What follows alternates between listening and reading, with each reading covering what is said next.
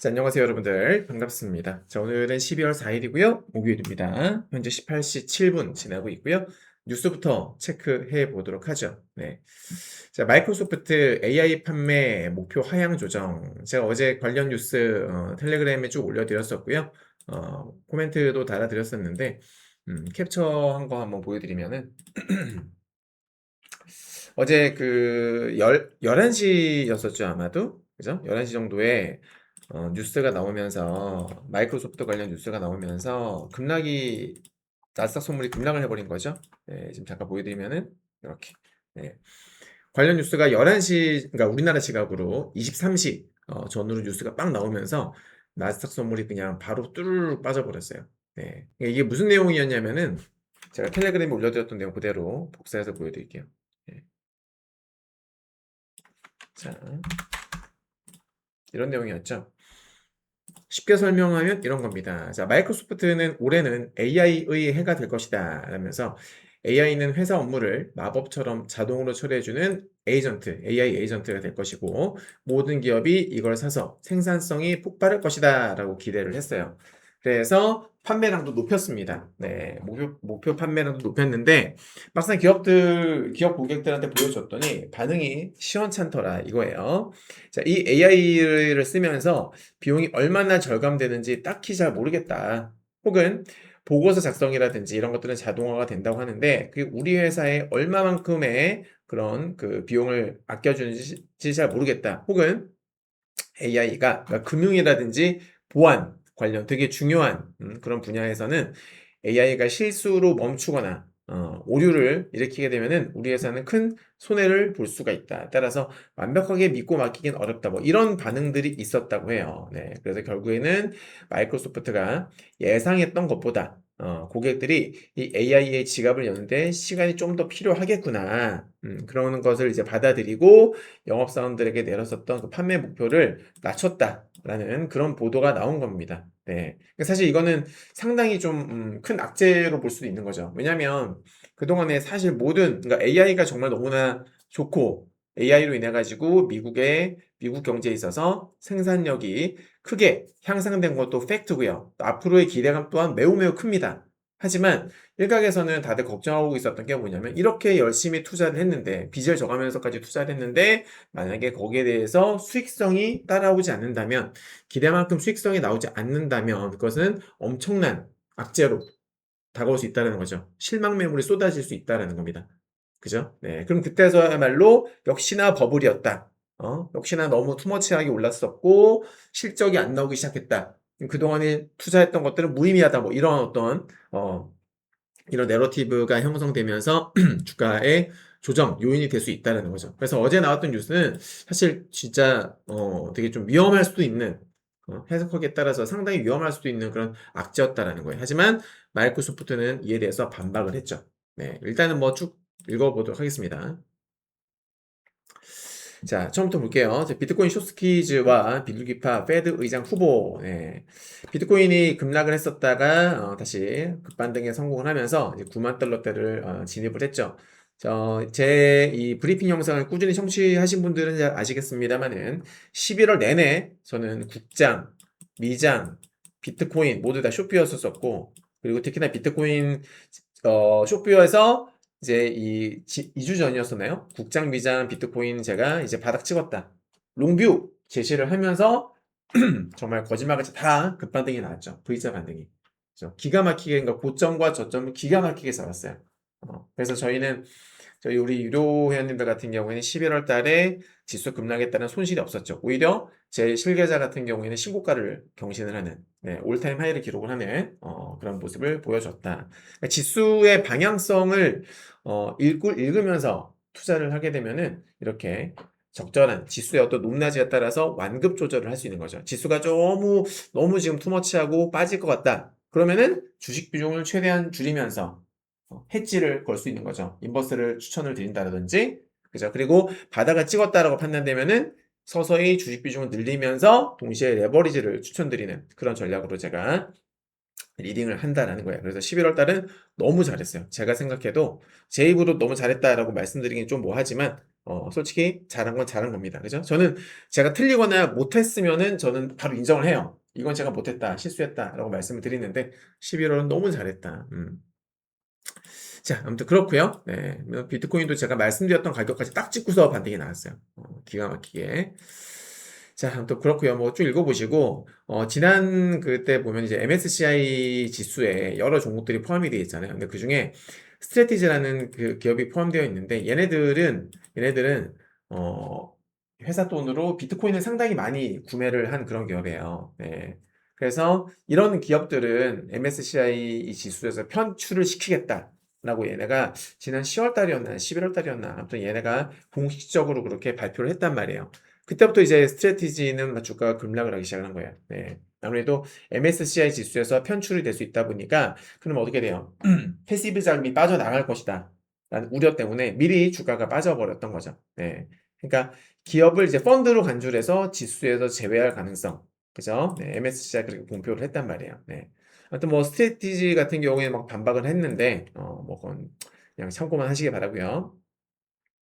자, 예상 밖 민간 고용 급감, 페드 금리 인하 기대 강화. 네. 자, ADP에서 11월 민간 고용 보고서에서 기업들이 32,000개 일자리를 줄였다라고 발표했다. 이는 월가의 예상보다 훨씬 나쁜 결과이며 2023년도 봄 이후에 가장 큰 감소폭이라고 설명을 했다. 네. 11월 고용 둔화는 전반적이지만 소기업 침체가 주요 원인이었으며 기업들이 채용에 더 오랜 시간을 들이고 또 퇴사한 직원을 대체하지 않고 있어서 앞으로 몇 달 동안 이런 상황이 지속될 것 같다. 제가 지속적으로 말씀드렸던 부분이잖아요. 지금 미국 경제는 누구에 의해서 버티고 있는 거예요? 극소수의 부자들과 극소수의 빅테크 기업들. 네. 지금 미국은 극단적인 K자형 경제. 그래서 어중간한 중소기업 내지는 자영업자, 서민, 걔네들은 너무 힘든 거예요, 지금. 여기서 나오잖아요. 소기업의 침체 나오잖아요. 네. 일부 대기업들에만 지금 일감이 물리고 얘네들만 잘 먹고 잘 사는 거예요, 지금. 맞죠? 이런 불균형 경제가 과연 얼마나 지속이 될지. 사실 이게 자연스러운 것도 아니고 정상적인 건 아니잖아요. 그래서 언젠가는 저는 이게 조금, 분명히 탈이 나지 않을까. 언젠가는 네, 탈이 날 것이다. 라고 저는 생각을 해요. 이런 흐름이 지속되는 거는 솔직히 쉽지 않을 것 같다. 저 그렇게 생각을 하고 있습니다. 네. 자, 하워드 러티닉 상무장관은 불법 이민자를 추방하면 소규모 사업체의 일자리 수가 줄어들겠지만은 그들은 다시 균형을 맞추고 성장할 것이다 라고 말했다고 합니다. 자, ISM 11월 서비스업. 자, 미국 경제는 서비스업이 대부분 차지합니다. 제조업의 비중은 점점 줄어들고 있고 서비스업이 70% 이상이에요. 네. 서비스업 구매관리자 지수가 52.6으로 올랐다. 6개월 연속 확장 국면을 유지했다. 그러니까 미국은 서비스업이 잘 되면 괜찮은 겁니다. 네. 그리고 뭐 나머지는 한번 읽어보시기 바라고요.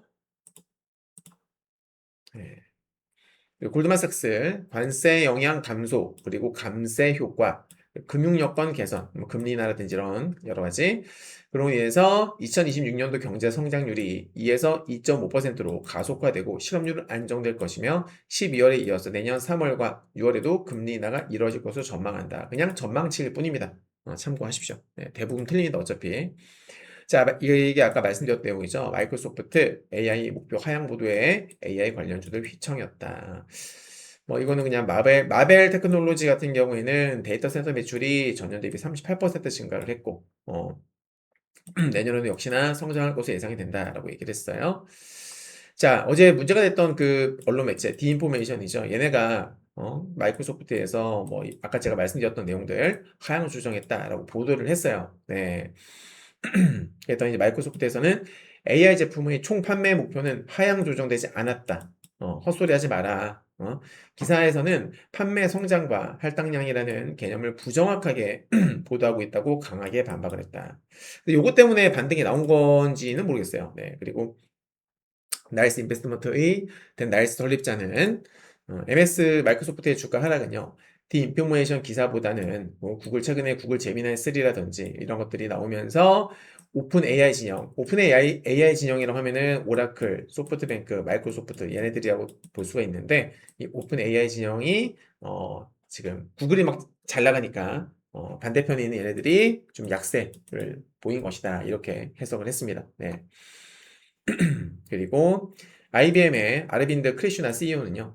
AI 데이터 센터에 수조 달러를 투자해도 지금처럼 높은 비용으로는 수익을 낼 수가 없다. 데이터 센터 내부의 AI 칩 가치 하락도 또 다른 요인이다. 뭐 당연히 감가상각은 기본이지 않겠습니까? 그죠, 여러분들? 자, 비둘기파 햇빛 의장 지명에 대한 채권 시장의 우려. 네. 존 스토포드 펀드 매니저가요. 시장은 이미 햇빛을 트럼프의 꼭두각시로 보고 있다. 제가 말씀드렸었잖아요. 햇빛은 트럼프의 사람이다. 트럼프가 시킨 대로 할 거다. 이는 페드 신뢰도에 장기적 손상을 초래할 위험이 있다. LPR 파이낸셜에서는요, 이제 채권 시장은 헬스의 임명 가능성에 대해서 긍정적인 입장을 보이고 있으나 통화 정책이 인플레이션보다 성장에 더 치중할 것이라는 점을 시장이 감지한다면 심각한 상황에 부딪힐 수 있다고 지적을 했다. 네. 참고로 인플레이션, 여러분들, 인플레이션 우려, 그러니까 인플레이션 물가 상승, 인플레이션 우려가 커지게 되면 채권 시장은 어떻게 될까요? 자, 인플레이션, 물가가 올라간다. 물가가 올라간다라는 것은 곧 어떻게 돼요? 화폐의, 화폐의 가치가 떨어진다는 것을 의미하죠. 그죠? 그럼 국제시장에는 수요가 올라갈까요? 떨어질까요? 국제 수요는 당연히 떨어집니다. 장기물의 경우에. 왜? 자, 내가 만약에 지금 국채에 투자를 해요. 10년물 만약에 10년물 국채에 투자를 한다. 장기잖아요, 10년. 근데 그 국채 이제 수익률이 5%라고 칩시다. 쿠폰이에요. 5%짜리 쿠폰이에요. 예, 이자율이 5%예요. 근데 앞으로 인플레이션이 계속적으로 유지가 된다라면 내가 지금 이 국채를 투자를 하는 시점에서 이 5%는 앞으로 시간이 지나면 지날수록 어떻게 돼요? 퍼센테이지 5%는 변함이 없겠지만은 실질적인 돈의 화폐 가치는 점점 떨어지잖아요. 맞죠, 여러분들? 네. 그러면은 얘는 장기물이기 때문에 어떻게 돼요? 국제 투자를 한 입장에서는 매년 투자금의 5%에 대한 그 이자는 보장을 받겠지만은 화폐 가치가 떨어지니까 실질적으로 체감하는 건 어떻다? 5%보다 더 점점 줄어드는 거예요. 그죠? 그래서 인플레이션이 강할 것이다라고 앞으로 인플레이션이 꾸준하게 있을 것이다. 유지될 것이다. 라고 예상될 때는 국채 수요가 떨어집니다. 자, 국채 수요가 떨어지게 되면 어떤 일이 벌어집니까?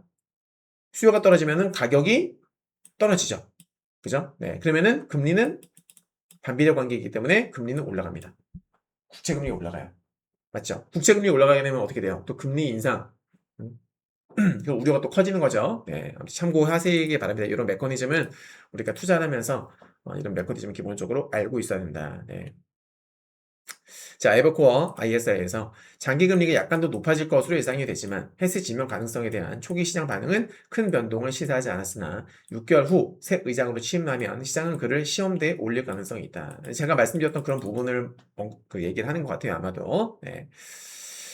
뭐 읽어보시기 바라고. 아무튼 여기는 보시면은 페드워치에서는 2027년 중반까지 금리 인상이 재개될 것으로 예상을 하며 근데 이제 금리 인상이라고 하면 다들 벌벌 떠는데 사실 금리 인상은 2022년도의 금리 인상은 너무 진짜 역대급 속도로 전례 없는 엄청난 초고속 상승을 했잖아요, 인플레이션이.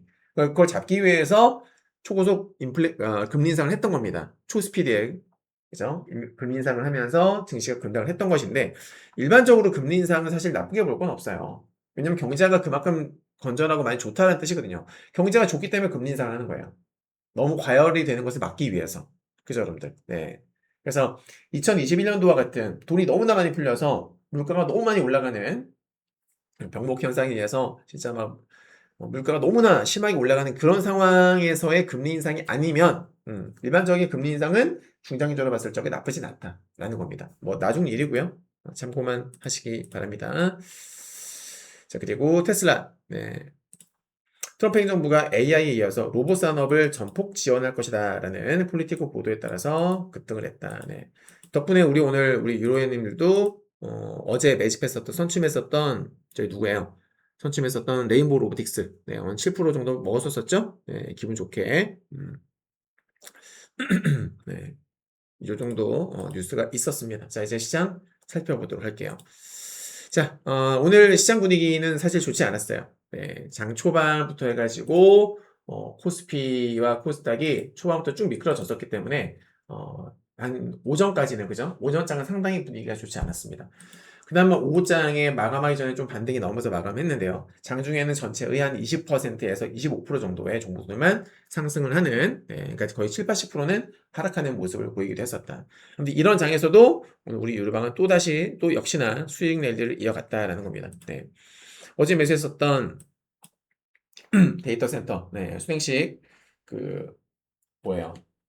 열을 낮춰주는 시스템인 거죠. 네, 우리나라에서 유일하게 기술을 보유하고 있는 한중 NCS, 그걸로 이제 단기 수익 올렸었고요. 그 D&D 파마텍 비만 치료 관련주 3% 수익 내고 또 2%, 나머지는 2%에서 팔았고, 현대차, 현대차 기가 막혔죠. 사실 뭐 냅뒀으면 더 많이 먹을 수 있었었는데 지수가 코스피가 빠지고 있을 때에 현대차 막 치고 올라갔어요. 그래서 냅둬도 됐었었는데 코스피가 빠지길래 혹시 몰라가지고 그냥 정리했는데 냅뒀으면은 뭐 6%에서 7%까지도 먹을 수 있었던 종목입니다. 강원에너지와 산일전기는 짧게 손절했고요. 그리고 강원전선도 수익 나다 3% 정도 수익 나다가 밀려서 익절했고요. 하이브도 가볍게 잘라냈고요. 그리고 CS인들 모두가 별로 뭐 관심권 없는 풍력 관련주죠. CS인들 먹었고 원전 두산 에너빌리티도 가볍게 먹어줬고 오늘의 히어로는 뭐예요? 레인보우 로보틱스였다. 아무튼 뭐 계속 수익이 나오고 있습니다. 저는 그 분산 투자를 진행을 하는데 지금 12월 달 누적 수익률이 지금 어떻게 된다? 벌써 53%예요. 원금 대비 수익률이 아니라 종목 수익률 합입니다. 종목 수익률 합. 그래서 지금 뭐 상당히 잘 되고 있다. 그러니까 비단 뭐 지금만 잘 되고 있는 게 아니라 꾸준하게 저는 항상 매매일지를 이렇게 올리잖아요. 추천했던 거 손절매 했던 거 다 기록합니다. 있는 그대로 공식 리딩을 토대로 해가지고 이렇게 다 기록을 하면서 가고 있는데 그러니까 회전율이 빨라요.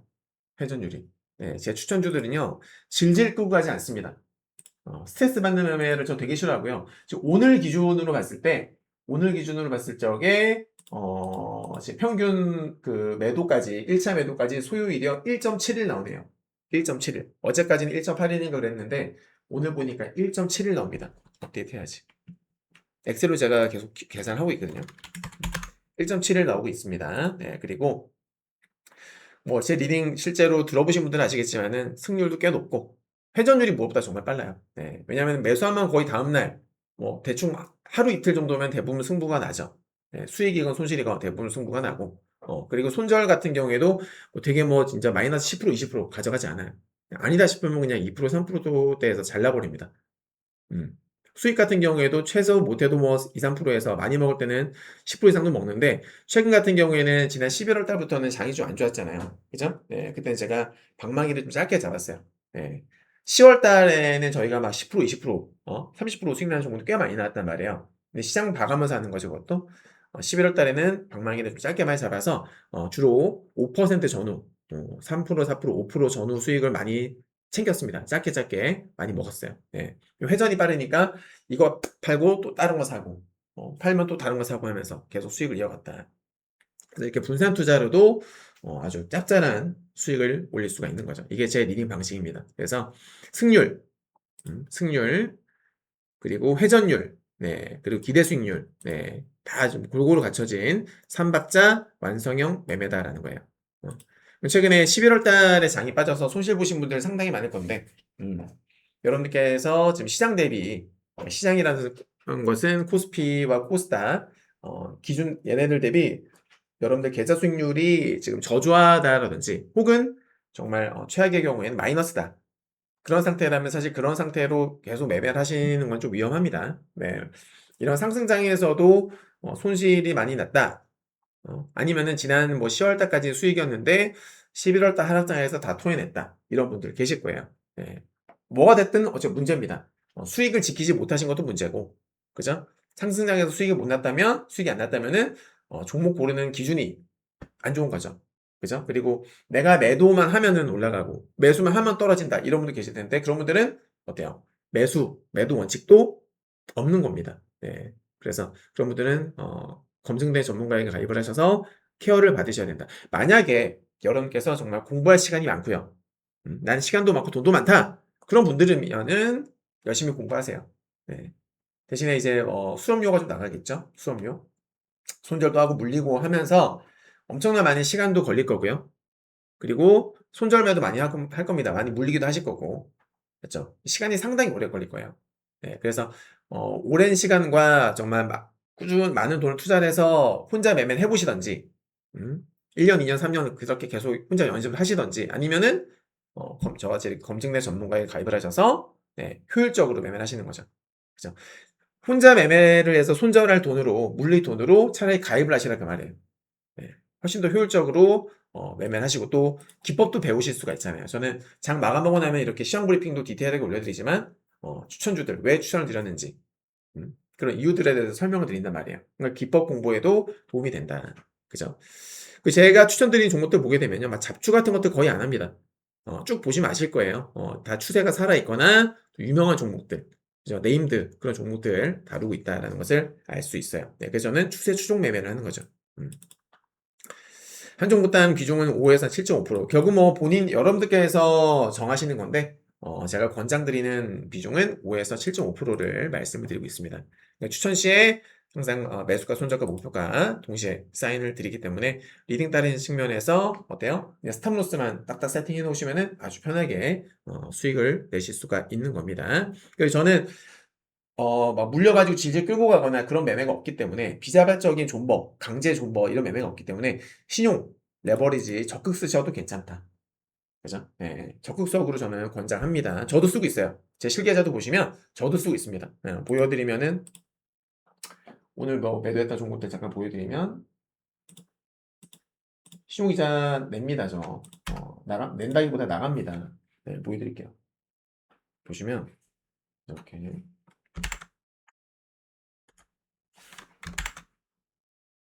음, 보세요. 보여드릴게요. 그죠? 네. 오늘 매도했던 종목이 일부예요. 일부인데 신용이자 나가잖아요. 그죠? 신용이자.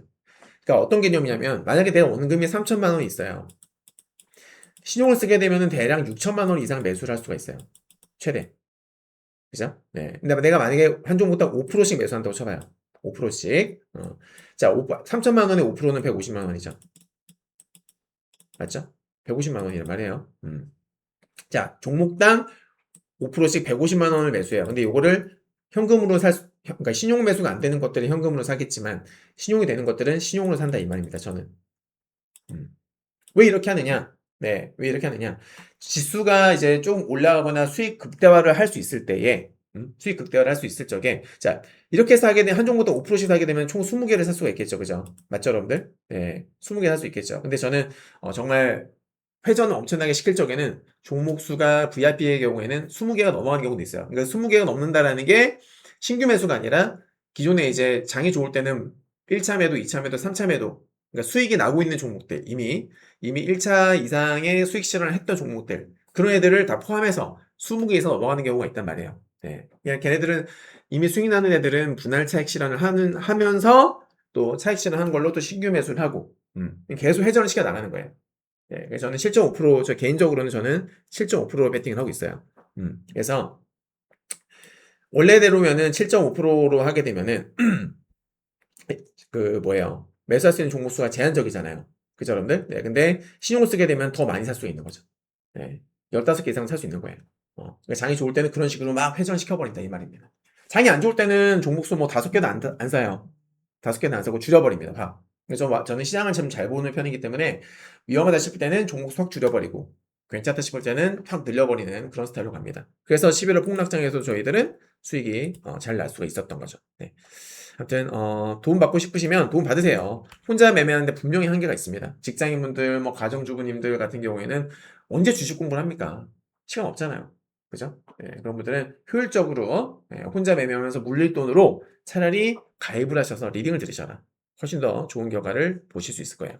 자, 여기는 10월 15일날 개설했던 제 주식 계좌고요. 원금은 현재 지금 2,850으로 계산하고 있습니다. 자금을 추가 투입을 했지만은 그 이후로 뭐 진짜 주식 비중을 왕창 늘렸던 적이 없기 때문에 기존 투자금 2,850만 가지고서 계속 매매를 하고 있고요. 오늘 기준으로 보시면은 이제 어제는 657이었잖아요. 누적이 수익이. 네, 오늘 기준으로는 696만 원입니다. 네, 계산해 보면은 24.4% 수익 중에 있는 거예요. 총 36거래일 차입니다. 36거래일 됐고요. 동기간에는 코스피는 10%, 코스닥은 7.5%. 네, 벤치마크 대비 아웃퍼폼을 하고 있는 거죠. 그러니까 여러분들 매매 보시면 아시겠지만은 지수 수익률을 따라잡는 게 솔직히 쉽진 않아요. 특정 종목에 몰빵을 하거나 과하게 막 비중해가지고 정말 운에 맡기는 그런 위험한 도박성 매매를 하지 않는 이상 지수 수익, 그러니까 이런 비이성 상승장에서 지수 수익률을 따라잡는 건 솔직히 쉽지 않다. 몰빵하지 않는 이상, 그죠? 네. 자, 오늘 시장, 결과적으로는 뭐, 코스피는 30% 정도 올라갔고요. 코스닥은 32% 올라갔네요. 60% 이상이 하락하는, 쉽진 않은 그런 장세였다. 자, 고개에 따끔 제가 매일 체크를 하고 있는데, 지금 어쨌거나, 어떻게 돼요, 지금? 하락 추세에 있는 거죠. 좋지는 않아요. 네, 이게 빨리 팍 튀어 올라가야 되고, 튀어 올라가고 나서, 이 여기 정고점이 있죠. 여기를 뛰어넘어야 돼요. 이걸 넘어야지 좋게 볼 수 있는 겁니다. 예를 들면, 자, 보세요. 지금 이제 여기 보시면 이 빨간색이 고객 예탁금입니다. 계속 빠지고 있죠. 네. 과거에 어땠느냐? 지금과 같은 비이성 상승 파동이 나올 적에 잘 보십시오. 과거에도 이 고객 예탁금이 줄어들 때가 있었어요. 하지만 고점과 저점을 계속 낮추면서 막 2달 동안 빠진 적은 없어요. 여기도 안 그랬고. 근데 지금 2021년도부터 좀 빠지기 시작을 하죠. 보십시오. 2021년도부터 고점과 저점이 빠지면서 뭔가 좀 이상 조짐이 나타나기 시작을 해요.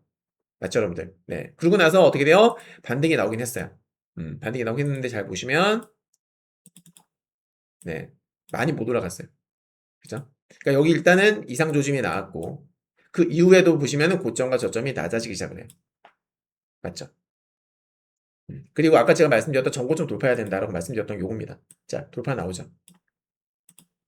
돌파 나오죠, 여러분들? 네. 그죠? 돌파 나오고 나서 어떻게 돼요? 돌파 나오고 나서 약간의 등락은 있었지만 결국 한 번 더 가잖아요. 음. 자, 그리고 그 다음 여기서 또 이렇게 계단식 하락이 시작이 됐는데, 그때는 전고점 돌파가 안 나옵니다. 안 나옵니다. 그죠? 안 나오더니만 어떻게 됐어요? 결국에는 지수가 계속 쭉 미끄러졌다 이 말이야.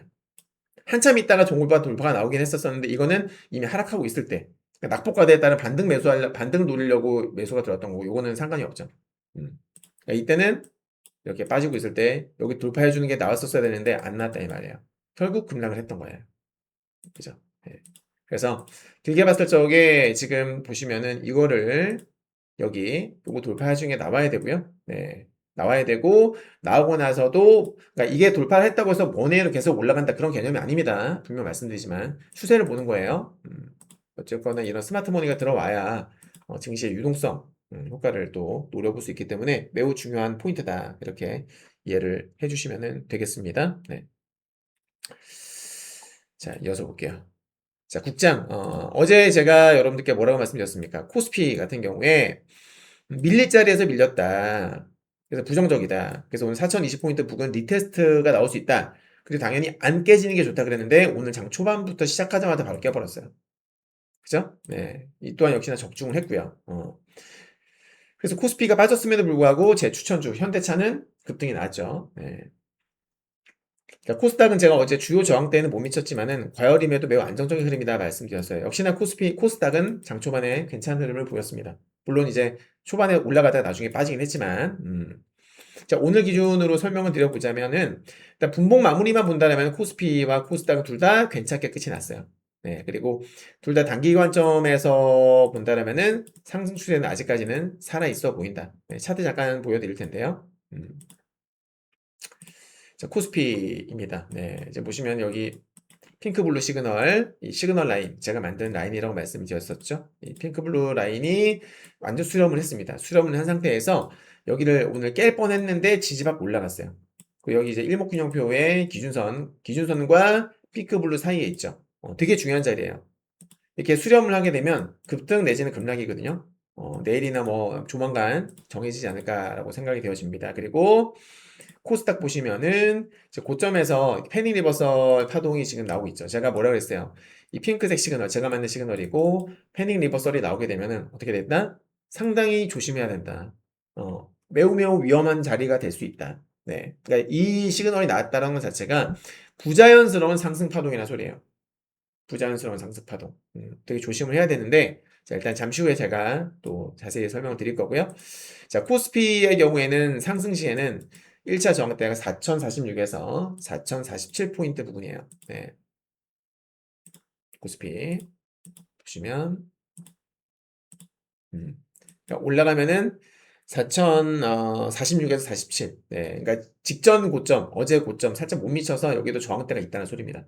안 그래도 어제 한 빠졌잖아요. 그죠? 네, 빠졌었고 실제로 이 가격대에 뭐가 있냐면은 여기 보시면은 이렇게 이런 자리가 있죠. 여기 뭐가 있어요? 개파락. 음, 시초가 개파락도 있었었고 동시에 뭐가 있습니까? 여기 이렇게 이런 식으로. 네.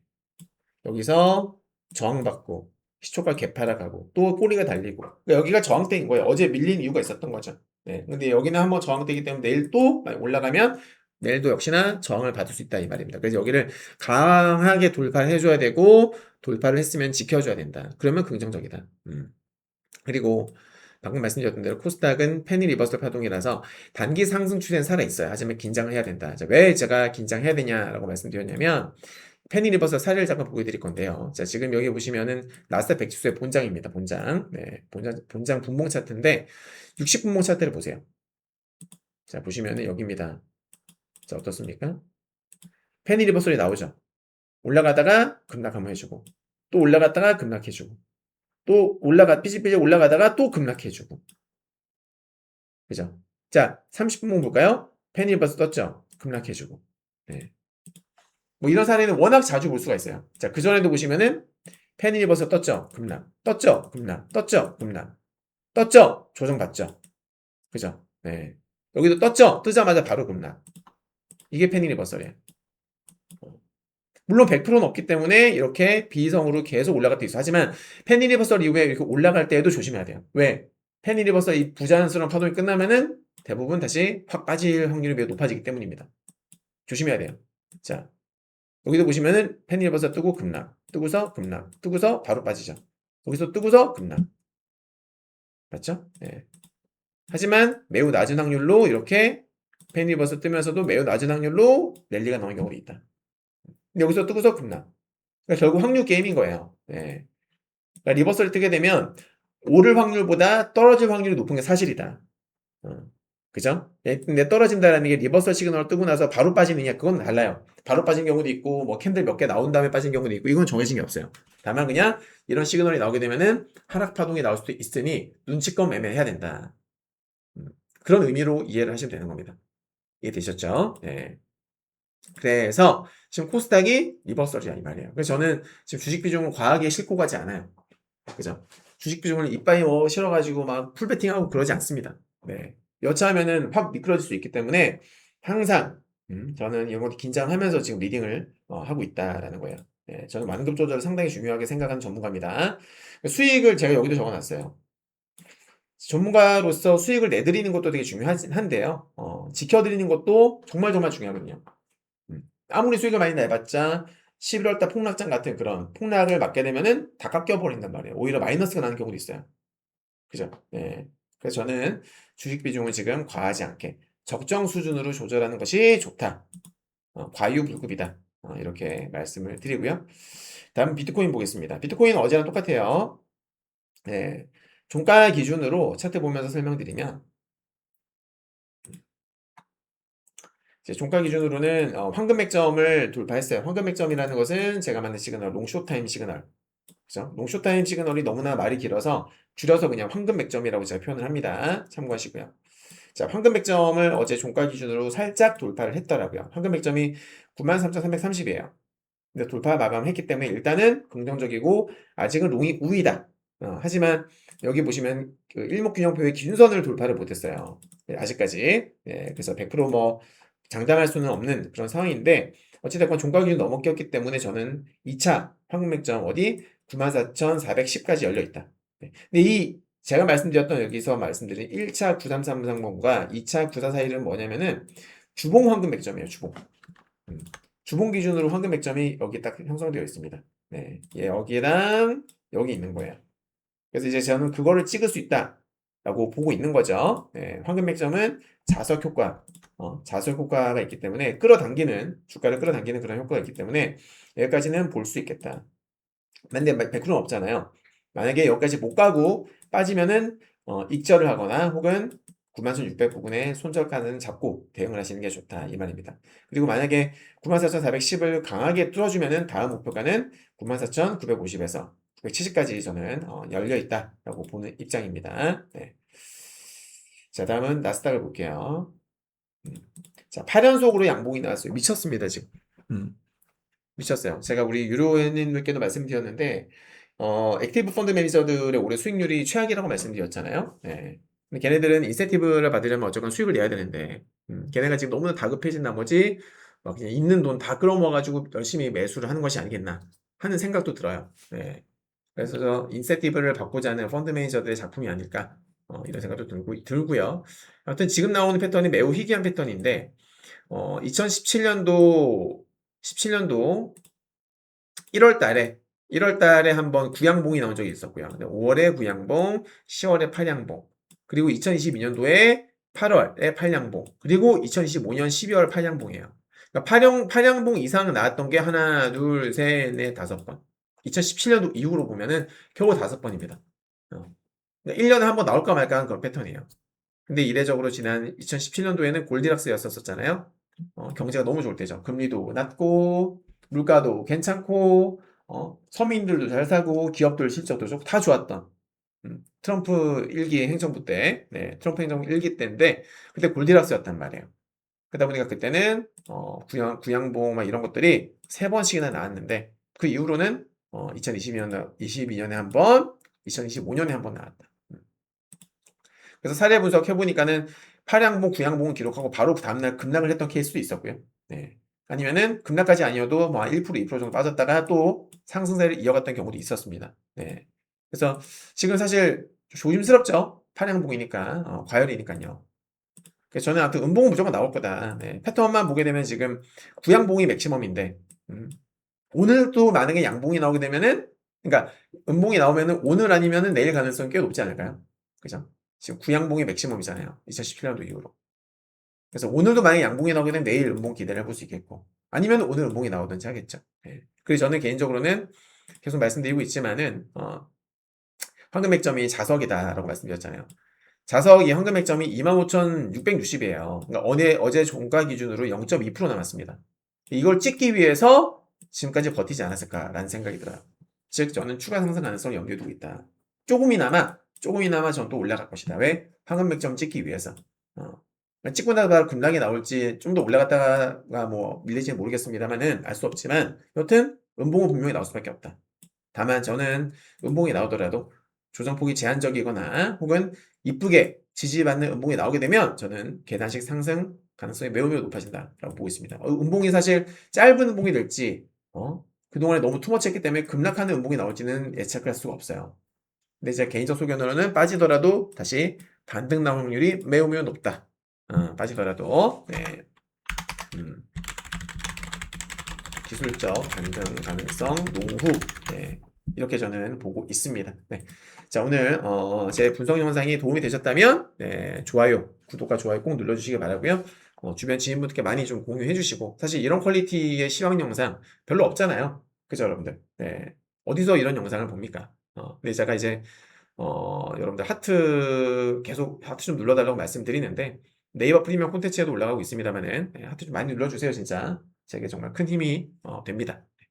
이 시황 영상은 매일 제가 이렇게 무료로 공개하진 않을 겁니다.